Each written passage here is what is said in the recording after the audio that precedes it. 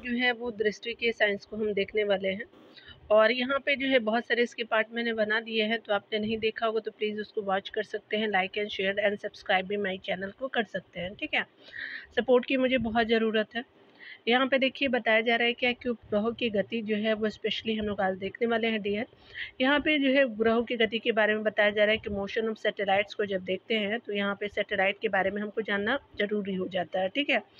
तो सैटेलाइट वे आपका आकाशीय पिंड है जो आपका ग्रहों के चारों ओर क्या करते हैं, परिक्रमण करते हैं, और उसको क्या कहते हैं, तो उसको हम लोग जो है वो सैटेलाइट यानी उपग्रह कहते हैं। भू उपग्रह क्या होता है, तो भू उपग्रह वे पिंड होते हैं जो पृथ्वी के आपका परिक्रमण करते हैं। इनकी जो है गतियाँ ग्रहों की जो है वो सूर्य के परितः जो है गतियों के बहुत समान होती है, अतः केपलर के ग्रहीय गति नियम इन पर भी जो है वह समान रूप से लागू होते हैं।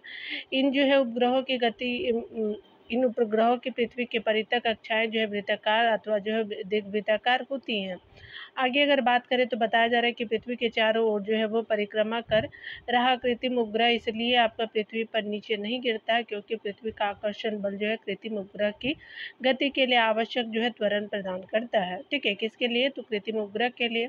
ध्यान देने वाली बात है कि पृथ्वी के चारों ओर परिक्रमा करते हुए जो कृत्रिम उपग्रह पर दो आपका प्रकार के बल आपका कार्य करते हैं। एक है आपका केंद्रीय बल या फिर गुरुत्वाकर्षण बल, और दूसरा जो है वो आपका प्रक्षोभ बल है, जिसके अंतर्गत जो है वायुमंडलीय कर्षण, पृथ्वी की गोलाई की आपका जो है वो त्रुटि, उसके अलावा जो चंद्र और सौर के गुरुत्वाकर्षण, खिंचाव, विकिरण, दाब आदि से जो है उत्पन्न बल आते हैं, ठीक है। पृथ्वी का एकमात्र प्राकृतिक उपग्रह जो है वो चंद्रमा है, जिसकी आपका कक्षा लगभग वृत्ताकार है। विभिन्न जो है वैज्ञानिक और प्रौद्योगिकी आपका अनुप्रयोगों के लिए जो है वो मानव निर्मित भू उपग्रहों को आपका कक्षाओं में जो है प्रमोचित किया जाता है। मानव आपका निर्मित भू उपग्रह कक्षाओं की स्थिति के अनुसार जो है वो आपका दो प्रकार के हैं, ठीक है। यहाँ पे कौन कौन से हैं, तो देखिए भू तुल्यांकिक जो है वो उपग्रह को देखेंगे तो आपका जियो सिंक्रोनस आपका सैटेलाइट हो जाएगा। यदि कृषि आपका पृथ्वी उपग्रह की आपका पृथ्वी तल से ऊंचाई इतनी हो तो उसका परिक्रमण काल जो है पृथ्वी की अक्षीय आपका गति की आवर्तकाल यानी 24 घंटे के बराबर हो तो उसे उसे ऐसे उपग्रह को क्या बोलते हैं कि भू तुल्यांकिक आपका उपग्रह कहते हैं, ठीक है। यानी जो है वो पृथ्वी की अक्षीय जो है गति के आवर्तकाल कितने हो, 24 घंटे का हो तो, ठीक है। चलिए आगे देखते हैं। यहाँ पे बताया जा रहा है क्या कि अगर हम बात करें भू आपका तुल्यकालिक उपग्रह को जो आप को जब पृथ्वी की विषुवत आपका रेखा के तल में स्थापित किया जाता है तो यह जो है वो पृथ्वी के किसी बिंदु से आपका स्थिर प्रतीत होता है। ऐसे उपग्रह को भू स्थिर आपका कहते हैं। उसके अलावा अगर बात करें तो तुल्यकालिक उपग्रह और जो है भू स्थिर उपग्रह में अंतर यह है कि भू स्थिर को पृथ्वी की विषुवत आपका रेखा के तल से, जबकि आपका तुल्यकालिक को जो है वो किसी अन्य तल में जो है वो समान ऊंचाई पे स्थापित किया जाता है, ठीक है। तुल्यकालिक जो उपग्रह है पृथ्वी के किसी आपका बिंदु के किसी नियत समय पे नियत स्थान पे दिखाई पड़ते हैं, जबकि भू स्थिर जो है उपग्रह आपका पृथ्वी से स्थिर प्रतीत होते हैं, ठीक है। तो इन सब चीज़ों को आप देख सकते हैं। भू तुल्यकालिक के एवं जो है भू स्थिर कक्षाओं की ऊंचाई लगभग कितनी है, तो 35,786 किलोमीटर होती है। भारत एक जो क्या है, तो भारत द्वारा प्रक्षेपित जो है वो आपका IRNS जो है वो आपका क्या है कि ये क्या होता है कि IRNSS जो है वो आपका Indian regional navigation satellite system है कि जो है वो 7 उपग्रहों में से जो है 3 आपका भू स्थिर यानी IRNSS, ICIFIG तथा जो है वो 4 भू तुल्यकालिक जो है वो आपका है, ठीक है। तो आपने देख लिया ये सब चीज़ों को। यहाँ पे बताया जा रहा है कि भू तुल्यकालिक जो उपग्रहों के उपयोग को देखेंगे तो एक आपका निश्चित आवृत्ति से अधिक आवृत्ति की विद्युत चुम्बकीय तरंगें पृथ्वी के आयन मंडल से परिवर्तित नहीं होती है। दूरदर्शन प्रसारण एवं अन्य प्रकार के संचारों के जो उपयोग आपका होने वाली तरंगों की आवृत्तियाँ जो है वो स्पेशली अत्यधिक उच्च होती है, अतः इसे इन्हें जो है प्रसारण केंद्रों के ऊपर स्थापित तुल्यकालिक उपग्रहों द्वारा जो है वो पृथ्वी के बड़े आपका क्षेत्र पर प्रसारित किया जाता है, ठीक है। इसके अलावा बताया जा रहा है कि भारत का जो है इनसेट उपग्रह समूह ऐसे ही तुल्यकालिक उपग्रह समूह है। मौसम पूर्वानुमान जो है वो प्रणाली नेविगेशन इत्यादि हो जाएंगे, ठीक है। अगर बात करें हम लोग पोलर सैटेलाइट की यानी ध्रुवीय उपग्रह की, तो पृथ्वी के ध्रुवों के परितः जो है उत्तर दक्षिण दिशा में परिक्रमण करने वाले उपग्रहों को आपका ध्रुवीय उपग्रह कहते हैं। ध्रुवीय उपग्रहों की ऊंचाई जो है लगभग 500 से लेकर के 800 किलोमीटर होती है। इन उपग्रहों का आवर्तकाल लगभग जो है 100 मिनट का होता है। ठीक है। ध्रुवीय उपग्रहों का जो है प्रयोग के बारे में बात करें तो ध्रुवीय उपग्रहों का प्रयोग जो है वो विश्वतीय एवं ध्रुवीय क्षेत्रों के सर्वेक्षण में, सुदूर संवेदन, मौसम विज्ञान, पर्यावरणीय जो है वो अध्ययनों इत्यादि में किया जाता है। ठीक है। अगर उपग्रहों में आपका भारहीनता के बारे में देखिए तो वेटलेसनेस इन सैटेलाइट्स के बारे में अगर डिस्कस करें यहाँ पे, तो बताया जा रहा है कि किसी वस्तु के भार का जो अनुभव वस्तु के संपर्क तल की जो प्रतिक्रिया के कारण होता है। यदि हम जमीन पर खड़े हैं तो हम अपना जो है वो हम अपने भार का जो है चलिए देखते हैं।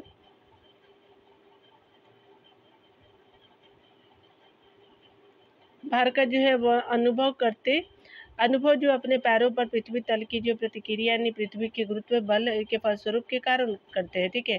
यदि यह प्रतिक्रिया शून्य हो जाए तो हमें अपना जो है वो भार शून्य प्रतीत होगा। उसके अलावा बताया जा रहा है कि यह जो भारहीनता की अवस्था कहलाएगी। अगर बात करें उपग्रहों के अंदर जो है वो प्रत्येक वस्तु भारहीनता की स्थिति में होती है, क्योंकि उपग्रह की सतह द्वारा जो है अंतरिक्ष यात्री पर लगाए गए प्रतिक्रिया जो है वो शून्य, तो क्या होगी कि शून्य होती है। ठीक है। तो प्रतिक्रिया जो है वो शून्य होती है। चलिए आगे पॉइंट को देखते हैं। अंतरिक्ष में गुरुत्व का अभाव होने के कारण ही अंतरिक्ष यात्री निर्वात में सीधे खड़े नहीं रह सकते हैं। अंतरिक्ष यात्रियों द्वारा जल के गिलास को टेढ़ा करके आपका जो है करके नहीं पिया जा सकता, क्योंकि ऐसा करते ही जो गिलास का जल आपका जो है वो बूंदों के रूप में जो है अंतरिक्ष में तैरने लगेगा। ठीक है। यहाँ पे बताया जा रहा है कि अंतरिक्ष यात्रियों का जो है भोजन एक ट्यूब में जो है वो पेस्ट की भांति आपका भर दिया जाता है और ट्यूब की जो है वो सीधे मुंह में दबा करके जो है वो आपका भोजन ग्रहण कर लिया जाता है। ठीक है। तो यहाँ एस्केप वेलोसिटी को देखेंगे तो पलायन वेग जिसको हिंदी में बोलते हैं, यहाँ पे बताया जा रहा है किसी वस्तु को ऊपर की ओर फेंकने पे जो है पृथ्वी के गुरुत्वाकर्षण के कारण यह पृथ्वी पर वापस लौट जाता है। ठीक है। यदि वेग को बढ़ाते जाए तो आपका अंत में एक ऐसा वेग होगा जिससे फेंकने पर पृथ्वी वस्तु जो है पृथ्वी के गुरुत्वीय क्षेत्र के बाहर निकल जाता है और पृथ्वी पर जो है वापस आपका नहीं लौटती है। ठीक है। वह न्यूनतम वेग जिससे किसी वस्तु को पृथ्वी की सतह से ऊपर की ओर फेंकने पे वस्तु जो है वो पृथ्वी के गुरुत्वीय आपका क्षेत्र को पार कर जाती है तथा पृथ्वी पर कभी लौट करके नहीं आती, पलायन वेग कहलाता है। पलायन वेग जो है वो पिंड के द्रव्यमान पर निर्भर नहीं करता है। आगे अगर बताया जाए कि पृथ्वी के जो है वो के लिए पलायन वेग का जो मान 11.2 किलोमीटर पर सेकेंड है, और अर्थात जो है वो पृथ्वी तल से किसी भी वस्तु को 11.2 किलोमीटर पर सेकेंड या ऐसे से अधिक आपका जो है वेग से ऊपर किसी भी आपका दिशा में फेंका जाए तो वस्तु जो है पृथ्वी पर तल पर क्या होगी कि वापस नहीं आएगी, यानी पृथ्वी तल पे वो रिटर्न नहीं होगा, क्योंकि 11.2 आपको जो है किलोमीटर पर सेकंड से हमने कोई वस्तु को बाहर फेंका। ठीक है। या उससे ऊपर, तो वो रिटर्न नहीं होती है धरती पे। कुछ जो है वो स्रोतों में आपको पलायन वेग के स्थान पे जो है पलायन चाल भी आपका दिखा मिलता है। ठीक है। तो ये भी ध्यान देंगे। चंद्रमा पर जो है वायुमंडलीय अनुपस्थिति को देखेंगे तो कहा जा रहा है कि चंद्रमा की जो है वो त्रिज्या के बारे में बात करें तो लगभग 1.74 इंटू 10⁻6 मीटर है। ठीक है। त्रिज्या चंद्रमा की। चंद्रमा पर गुरुत्वीय जो त्वरण है यानी जो है वो पृथ्वी का लगभग 1/6 है। तो ठीक है। तो चंद्रमा पर जो गुरुत्वीय त्वरण 1/6 है पृथ्वी का, और त्रिज्या की बात करें तो आपका 1.76 इंटू आपका 10⁻6 होगा। चंद्रमा ये है तो मान लीजिए कि ये चंद्रमा है, तो यहाँ से सेंटर से लेकर के जो है वो आपका जो है मून तक के बारे में ये रेडियस होगा, और डबल जब हो जाएगा तो वो डायमीटर हो जाएगा, व्यास जो होता है ये आपका बताया जा रहा है। ठीक है। तो यहाँ पे क्या बताया जा रहा है कि आपका चंद्रमा पे जो है गुरुत्वीय त्वरण दोनों के ही मान कम है। ठीक है। अतः जो है चंद्रमा का पलायन आपका चाल का मान जो है 2.38 आपका किलोमीटर जो है वो पर सेकेंड ही है। ठीक है। 2.38 किलोमीटर जो है वो चंद्रमा का पलायन वेग है। ठीक है। गैसों के अणुओं का जो औसत वेग इससे अधिक होने के कारण चंद्रमा पर जो गैसों के अणु ठहर नहीं पाते हैं, अतः चंद्रमा पर वायुमंडल आपका नहीं जो है पाया जाता है। ठीक है। आवर्त गति को देखेंगे तो पीरियोडिक मोशन के बारे में देखेंगे तो एक आपका निश्चित पथ पर जो है वो गति करती वस्तु जब एक निश्चित समय अंतराल के बाद जो है बार बार अपने गति को दोहराती है तो इस प्रकार की गति को आवर्त गति कहते हैं। वह समय अंतराल जो है जिसके बाद पूर्व जो है गति को दोहराया जाता है उसे आवर्तकाल कहा जाता है। अपने अक्ष के जो परितः आपका घूर्णन एवं जो है किसी बिंदु के जो इधर उधर दोलन, इसके जो है वो उदाहरण इसके जो है वो उदाहरण आपको देखने को मिलेंगे। ठीक है, तो यहाँ पे हमने देख लिया। चलिए हम लोग दोलन गति को देखते हैं। यहाँ पे बताया जा रहा है क्या, दोलन गति जो क्या होता है, ऑक्सीलेटरी मोशन बोलते हैं इसको। यदि कोई पिंड जो है वो निश्चित पथ पे अपने जो है मध्यमान आपका स्थिति के इधर उधर गति करे तो इसे दोलन गति कहते हैं। यदि दोलन आपका सरल रेखा में इस प्रकार हो कि पिंड का जो त्वरण मध्यमान स्थिति से आपका वस्तु के विस्थापन के क्रमानुपाती हो तथा आपका त्वरण की जो है दिशा मध्यमान स्थिति की ओर आपका जो है हो तो इसकी जो है वो गति सरल आवर्त गति कहलाती है। ठीक है, सरल आवर्त गति की विशेषताएं के बारे में बात करें तो कण की जो है वो आपका स्थितियों के बारे में, तो यहाँ पे चरम बिंदुओं और मध्यमान बिंदु के बारे में देखेंगे कि संदर्भ में सरल आवर्त गति की विशेषताओं को देखा जा सकता है। ठीक है, तो चलिए चरम बिंदु क्या होता है, तो आपका चरम बिंदु को देखते हैं। त्वरण अधिकतम होता है, उसके अलावा मध्यम बिंदु का जो है त्वरण शून्य होता है। चरम बिंदु में जो है वो आपका शून्य आपका जो है वो वेग होता है। उसके अलावा प्रत्यायन आपका बल क्या है, तो आपका कार्यरत है जो आपका त्वरण का कारण है। गतिज ऊर्जा जो है वो शून्य होती है और स्थितिज ऊर्जा जो अधिकतम होती है। ठीक है, यहाँ पे जो है वो बताया जा रहा है कि त्वरण शून्य है, वेग अधिकतम होता है, कोई बल जो है कार्य नहीं करता है, अतः त्वरण क्या होता है, शून्य होता है। गतिज ऊर्जा जो है अधिकतम होती है। उसके अलावा जो है बताया जा रहा है कि स्थितिज ऊर्जा जो है वह शून्य होती है। ठीक है, तो आपने देख लिया। प्रणोदित जो है दोलन अथवा जो अनुनाद को देखेंगे, फोर्स ऑक्सीलेशन एंड रिजोनेंस को यहाँ पे देखेंगे तो कहा जा रहा है कि जब किसी निकाय को साम्यावस्था से विस्थापित कर जो है वो मुक्त कर दिया जाए तो वह अपनी जो है प्राकृतिक आवृत्ति से दोलन करने वाला आपका जो है करने लगता है। इस प्रकार के दोलन को जो है मुक्त आपका दोलन कहते हैं। अगर आगे बात करें तो यहाँ पे बताया जा रहा है कि सभी मुक्त दोलन सर्वदा जो है कार्यरत 6 बलों के प्रभाव से अंततः रुक जाते हैं और दोलन बनाए रखने हेतु जो है वो बाह्य बल की आवश्यकता होती है। बाह्य बल के कारण जो है निरंतर होने वाले दोलन को प्रणोदित आपका दोलन कहते हैं। प्रणोदित दोलन के लिए जो है वो कार्यरत बल की जो है वो आकृति आपका जो है वो आवृत्ति हो तो आपका बल की जो है वो आपकी प्राकृतिक आवृत्ति को परिचालित आपका आवृत्ति कहा जाता है। आवृत्ति बाह्य बल के किसी जो है निकाय पे आपका कार्य कर उस निकाय के जो है प्राकृतिक आवृत्ति का जो है वो स्थान क्या करती है, परिचालित आवृत्ति ले लेती है। ठीक है, चलिए यहाँ पे बताया जा रहा है कि जब परिचालित आवृत्ति जो है वो आपका दोलक या निकाय की प्राकृतिक आवृत्ति के जो है वो बराबर हो तो दोलन का आयाम अधिकतम हो जाता है। इस परिघटना को क्या कहते हैं कि अनुनाद कहते हैं। अगर अगले पॉइंट को यहाँ पे देखें तो किसी आपका पुल को पार करते समय सैनिकों की टुकड़ी को कदम ताल मिलाए बिना आपको चलना होता है। यदि ऐसा नहीं किया जाए तो हो सकता है कि कदम ताल की आवृत्ति जो आपका परिचालक आवृत्ति होगी पुल के कंपन की आवृत्ति के बराबर हो जाए और ऐसी ही स्थिति में पुल के कंपन का आयाम बढ़ेगा और क्या होगा कि पुल जो है वो टूट जाएगा। ठीक है, अगर हम बात करें अगले पॉइंट में तो रेडियो के अनुनाद के सिद्धांत का कार्य करता है, यानी रेडियो भी अनुनाद के सिद्धांत पर कार्य करता है। रेडियो सेट के जो है ट्यून करने के लिए जो है रेडियो की धारिता का जो है मान अब तक जो है वो बदला जाता है जब तक कि आपका जो विद्युत की वह आपका आवृत्ति न प्राप्त हो जाए जो आपका आवृत्ति ध्वनि आपका संकेत की है। ठीक है, तो ये सब चीज़ें आपने देख लिया दिया। चलिए आगे देखते हैं।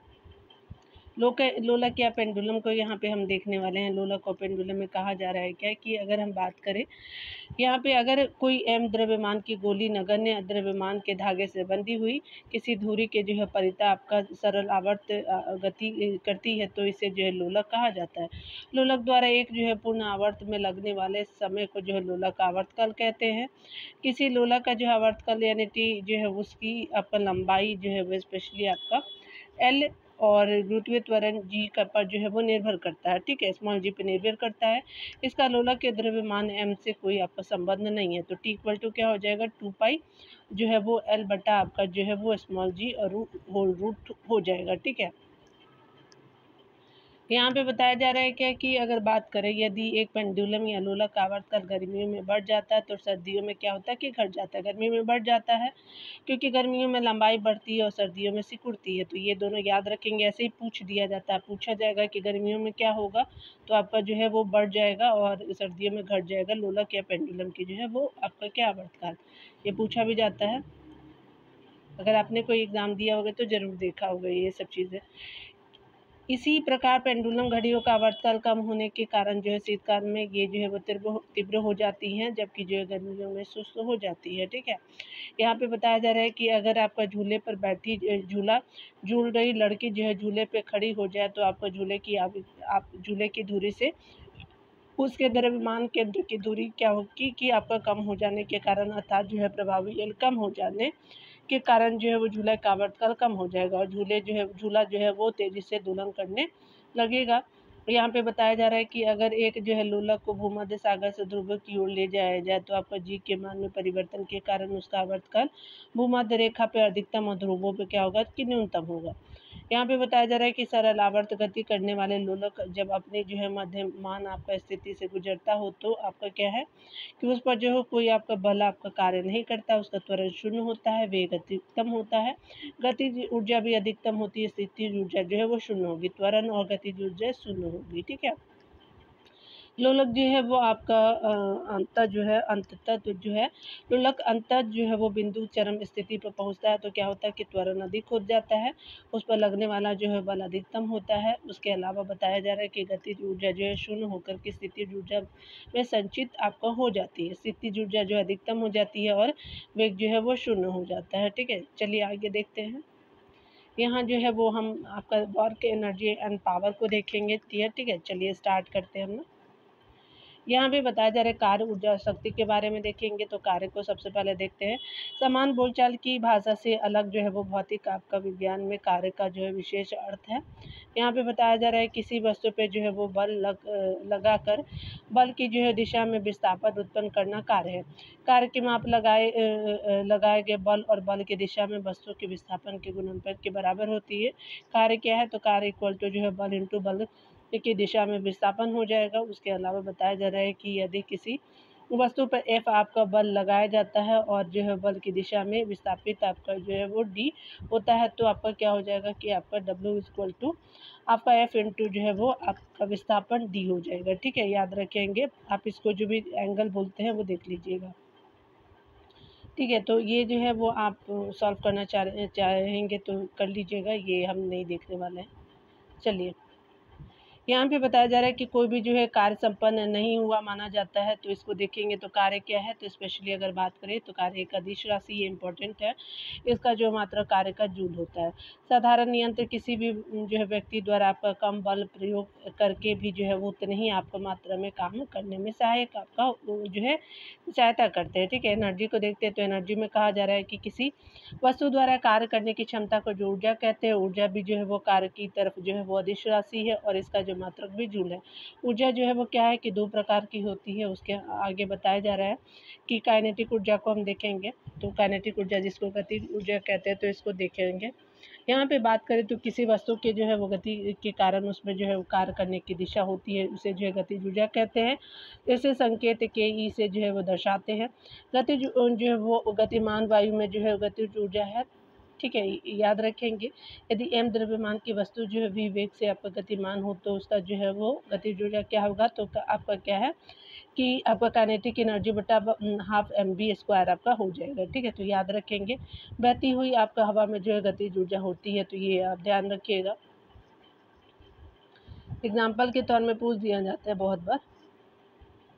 स्थितिज ऊर्जा को देखते हैं तो पोटेंशियल एनर्जी को यहाँ पे हम लोग डिस्कस करेंगे। तो बताया जा रहा है कि किसी आपका वस्तु की स्थिति विशेष के कारण जो है कार्य करने की क्षमता होती है, उसे जो है स्थितिज आपका ऊर्जा कहते हैं। जिसको इसे जो है पी से आपका दर्शाते हैं खींचे हुए आपका गुलेल और चाबी, घड़ी की चाबी में संचित आपका जो ऊर्जा स्थितिज ऊर्जा के एग्जाम्पल है, ये आपका पूछा जाता है। ठीक है, यहाँ पे बताया जा रहा है कि स्थितिज ऊर्जा के कई रूप होते हैं। प्रत्यास्थ आपका स्थितिज ऊर्जा, गुरुत्वीय आपका स्थितिज ऊर्जा, विद्युत स्थितिज ऊर्जा, चुंबकीय आपका ऊर्जा, रासायनिक ऊर्जा और नाभिकीय ऊर्जा, स्प्रिंग में भंडारित ऊर्जा। यहाँ पे आगे बताया जा रहा है कि गुरुत्वीय बल के जो है वो विरुद्ध संचित आपका स्थितिज ऊर्जा क्या होता है, तो P = mg आपका mgh हो जाएगा, जहाँ m = द्रव्यमान होता है, g = जो है गुरुत्वीय त्वरण हो जाएगा, h जो है वो आपका ऊंचाई हो जाएगा। ठीक है, ऊर्जा संरक्षण का नियम क्या है, तो law of conservation of energy हो जाएगा। इस नियम अनुसार जो ऊर्जा केवल एक रूप से दूसरे रूप में रूपांतरित हो सकती है, और क्या है कि न तो आपका इसकी उत्पत्ति की जा सकती है, ठीक है, और न ही विनाश किया जा सकता है। ठीक है, ये सब चीज़ें आप ध्यान रखेंगे। उसके अलावा बताया जा रहा है कि रूपांतरण के पहले और रूपांतरण के बाद ऊर्जा सदैव जो है वो अचर रहती है। ऊर्जा संरक्षण के नियम को आपका गणितीय रूप से जो है वो प्राप्त नहीं किया जा सकता, बल्कि यह जो है एक प्रायोगिक आपका जो है सार्वभौमिक नियम है।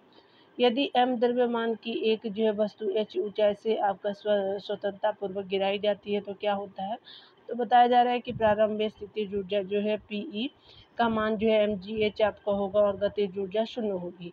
इस प्रकार वस्तु की जो है कुल ऊर्जा क्या है, mgh है। जैसे जैसे वस्तु गिरेगी उसकी स्थितिज ऊर्जा क्या होगी, कम होगी, और गतिज ऊर्जा जो है बढ़ेगी।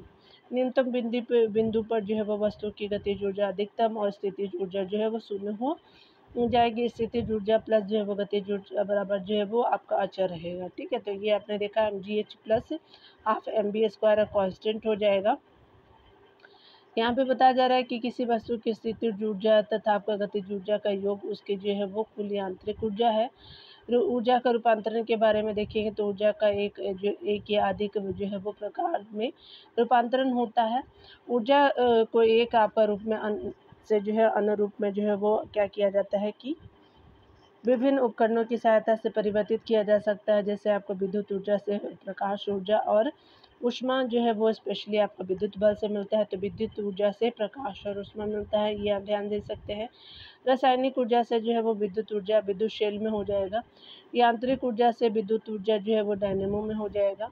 उसके अलावा जो है स्थितिज ऊर्जा से विद्युत ऊर्जा जो टरबाइन यानी जो है जल विद्युत उत्पादन में हो जाएगा। विद्युत ऊर्जा से जो यांत्रिक ऊर्जा मोटर में हो जाएगा। ऊष्मा से यांत्रिक ऊर्जा जो है क्या होगा कि इंजन में हो जाएगा। नाभिकीय ऊर्जा से ऊष्मीय ऊर्जा, ऊष्मीय ऊर्जा से यांत्रिक ऊर्जा, एवं यांत्रिक ऊर्जा से विद्युत ऊर्जा जो है वो परमाणु विद्युत गृह में हो जाएगा। ये पूछा जाता है। विद्युत आपका जो है ऊर्जा से ध्वनि आपका जो है वो ऊर्जा हो जाएगा स्पीकर। विद्युत ऊर्जा से विद्युत चुम्बकीय ऊर्जा जो है ट्रांसमीटर आपका हो जाएगा। ठीक है, तो आप ये सब चीज़ें देख सकते हैं। शक्ति को देखेंगे तो पावर क्या हो जाएगा कि कार्य करने की दर या ऊर्जा रूपांतरण की दर को शक्ति कहते हैं। शक्ति किए गए कार्य की गति को मापती है, अर्थात जो है वो कार्य कितनी शीघ्रता या देर से किया जाता है।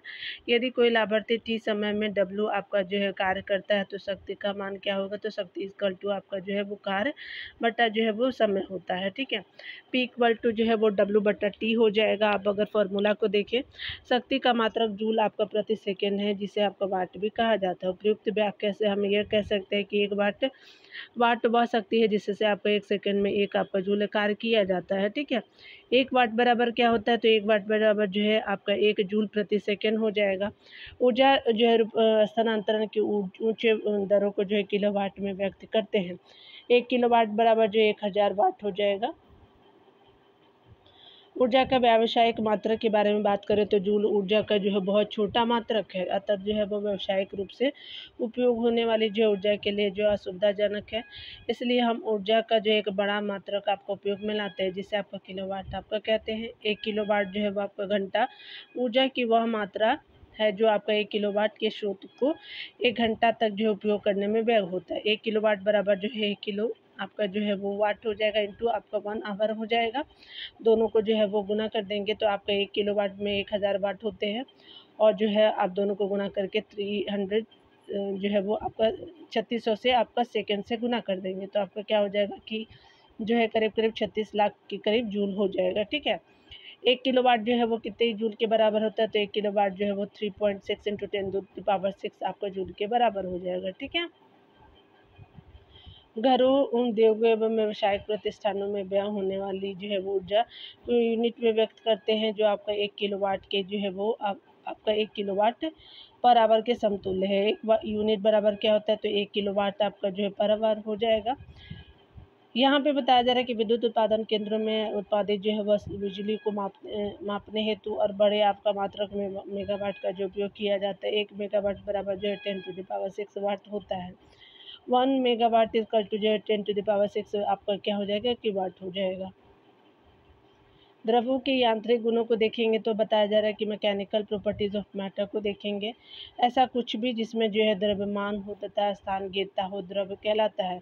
भौतिक आधार पर जो है वर्गीकरण करने पर जो है पदार्थ मुख्यतः 3 प्रकार के होते हैं, ठोस, द्रव्य और गैस होते हैं। द्रव्य और गैसें जो है वो प्रवाहित आपका होती है, अतः जो है तरल कहलाते हैं। मूल रूप से जो है इस आपका गुण के आधार पर जो है द्रव्य एवं गैसों का जो है ठोसों से आपका विभेद करते हैं। तो ठोसों के विपरीत आपका तरलों की एक जो है निश्चित आकृति आपका नहीं होती है। ठीक है, तो आपने देख लिया।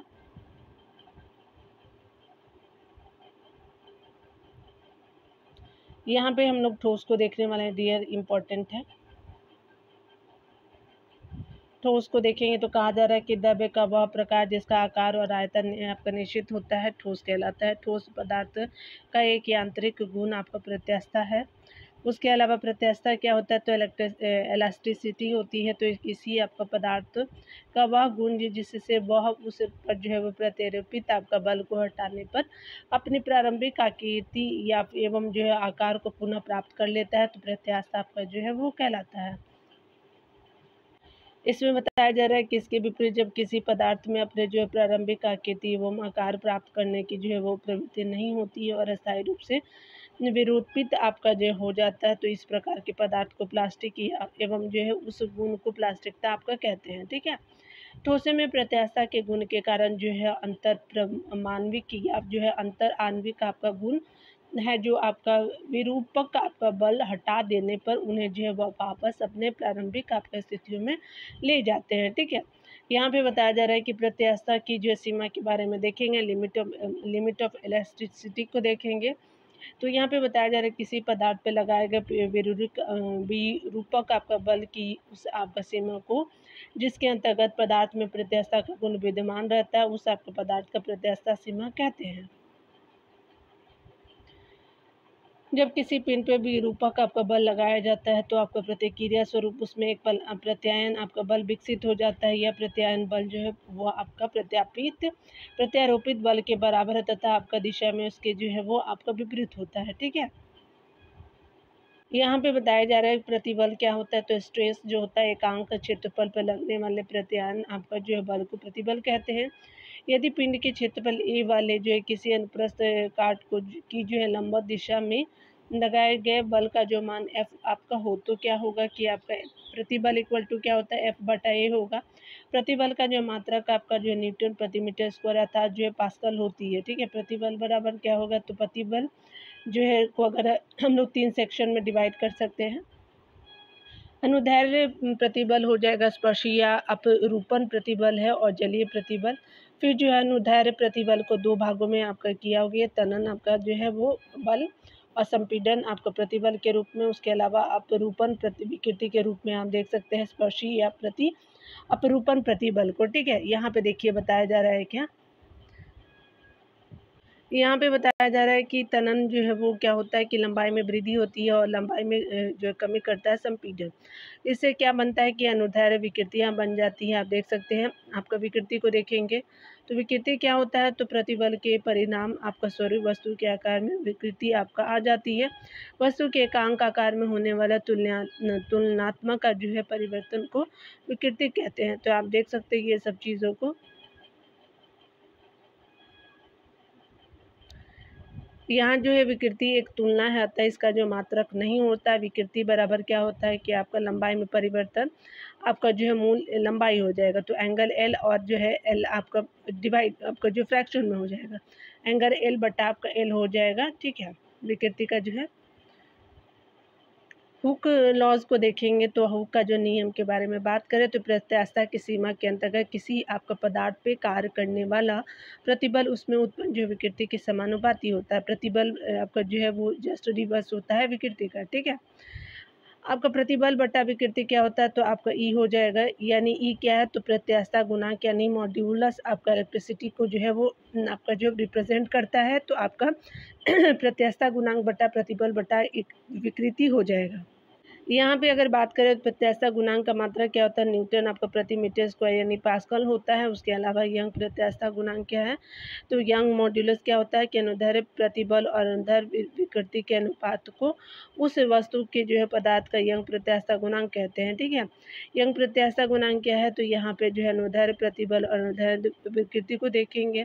यंग प्रत्यास्थता आपका गुणांक जो है पदार्थ की कठोरता को दर्शाता है, अर्थात आपका कोई पदार्थ कितनी आसानी से मोड़ा या जो है खींचा जा सकता है, या जो है यंग प्रत्यास्थता गुणांक द्वारा पता चलता है। ठीक है, वस्तुओं का जो है वो यंग प्रत्यास्थता गुणांक अधिक होता है, इसलिए उन जो पदार्थों की लंबाई में थोड़ा आपका अंतर उत्पन्न करने के लिए बहुत अधिक आपको बल की आवश्यकता होती है। ठीक है, तो आप देख सकते हैं यहाँ पे बताया जा रहा है कि कुछ पदार्थ बढ़ते यंग प्रत्यास्थता आपका गुणांक के जो है क्रम में लिखित है, तो रबड़ देखेंगे।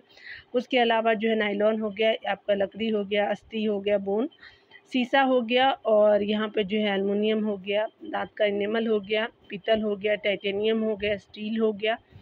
उसके अलावा टंगस्टन हो गया, ग्राफीन हो गया, हीरा हो गया, कार्बाइन हो गया। ठीक है, यानी कहने का मतलब कि ये जो आपका कठोरता बढ़ते हुए क्रम में, यानी जो है ऊपर से नीचे जो ये आपका ऊपर वाला कम उससे ज़्यादा इस तरह से आप देख सकते हैं। ठीक है, तो यंग प्रत्यास्थता गुणांक बढ़ते हुए क्रम में ये दिया हुआ है। ठीक है, तो कार्बाइन का सबसे ज़्यादा आपका जो है वो देखने को मिलेगा।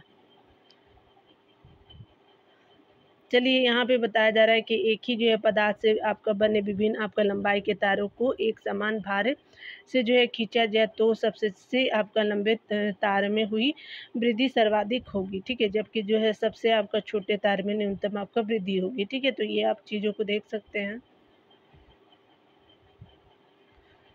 तरल को देखेंगे तो तरल में क्या कहा जा रहा है कि फ्लूइड क्या होता है, वे पदार्थ जो आपका प्रवाहित होती है तरल कहलाते हैं। द्रव्य और गैस है। ठोस के जो है विपरीत आपका तरलों की एक जो है निश्चित आकृति आपका नहीं होती है। द्रव्य और गैसों में मुख्य अंतर यह है कि द्रव्य का आयतन निश्चित होता है, जबकि जो है गैस के पात्र के कुल आपका आयतन को भर देती है। ठीक है, तो ये आप देख सकते हैं। यहाँ पे बताने का कोशिश किया गया है कि यहाँ से स्पष्ट होता है कि गैसों का द्रव्य के समान आपका जो पृष्ठ नहीं होता है गैसों का, और द्रवों के समान पृष्ठ जो है तनाव का गुण गैसों में आपका नहीं दिखाई देता है। वही आपका जो है वो तरलों के अन्य यांत्रिक गुण जो है दाब या श्यानता आपका गैसों एवं जो है वो द्रवों में समान रूप से जो है वो पाए जाते हैं। ठीक है, अंतर जो है आणविक बल को देखेंगे तो यहाँ पे बताया जा रहा है कि प्रत्येक पदार्थ छोटे छोटे कणों से मिलकर के बने होता है, जिन्हें आपका अणु कहते हैं। इन अणुओं के बीच जो है कार्य करने वाले बल को जो है अंतराण्विक आपका जो बल कहा जाता है। ये दो प्रकार के होते हैं, ससंजक और असंजक बल होते हैं।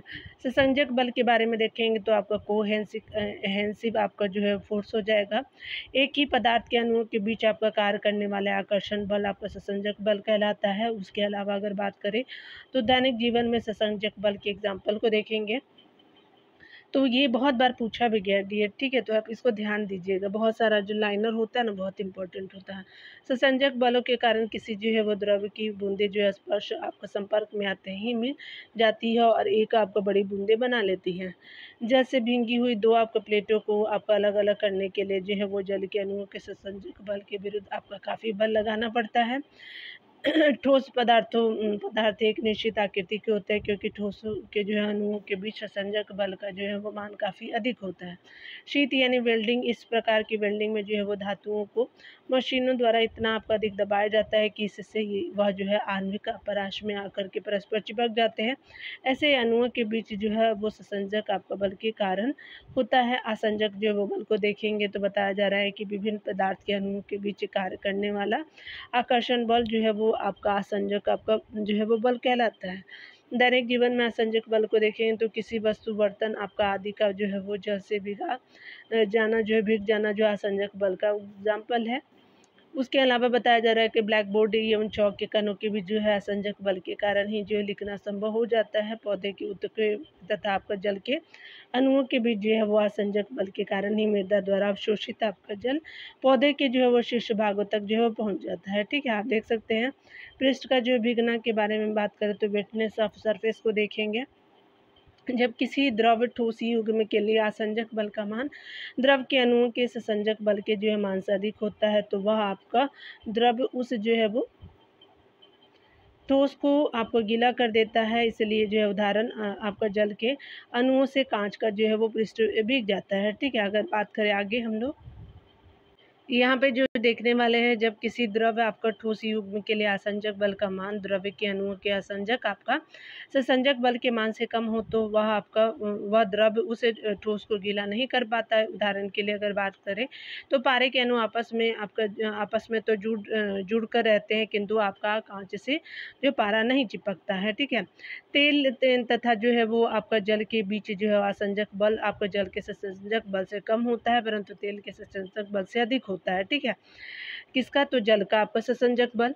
यही कारण है कि तेल में डाली गई जल की जो है बूंदे आपका सिकुड़ करके जो है वो गोली पर जो है रूप आपका जो है गोली का रूप ले लेते हैं, यानी गोल रूप ले लेता है, कहने का मतलब। जबकि जल पर जो है डाली गई आपका जो है वो तेल की बूंदे छोटी छोटी जो है वो बूंदों के रूप में फैल जाती हैं, जैसे इस तरह से देखिएगा। ठीक है, पृष्ठ तनाव को अगले वीडियो में देखेंगे डियर। तो खुद का ख्याल रखिए, पढ़ते रहिए। Take care dear.